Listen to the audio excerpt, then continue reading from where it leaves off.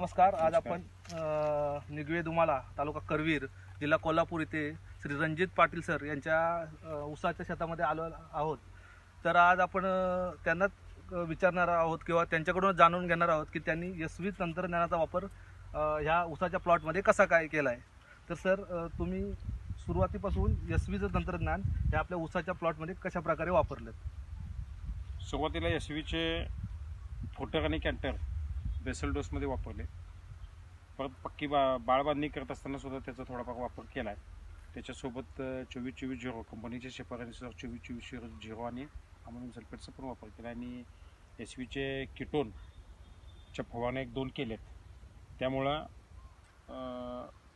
शेजारीच माझा 265 ह्याच वयाचा ऊस आहे आणि त्याच्यामध्ये ह्याच्यामध्ये बराचसा फरक दिसतोय. पानाची रुंदी म्हणा, काळोखी म्हणा, पानाची थिकनेस म्हणजे जाडी, ह्यासुद्धा गोष्टी बऱ्याच अंशी फरक पडलेला आहे. म्हणजे आजपर्यंतच्या अनुभवामध्ये माझा ह्या यशस्वी टेक्नॉलॉजीमध्ये काहीतरी आहे असा एक मला विश्वास वाटतो आहे आत्ता तरी. अजून बघूया वर्षाभरानं काय फरक पडतील. अजून त्याच्या कंपनीच्या शेड्यूलप्रमाणे अजून बरेचसे डोस व्हायचे आहेत, अजून 2 फवारण्या पण व्हायच्या आहेत. त्यानंतर नक्कीच मला विश्वास वाटतो की यशस्वीमुळे उत्पादन माझ्या नक्कीच वाढ होणार आहे. सर, आता ह्या ऊसाला साधारणतः किती महिने झाले? हा ऊस बरोबर 3.5 महिन्याचा आहे. 1 सप्टेंबरची रोप लागण आहे. 2 फुटाला डोळा आहे.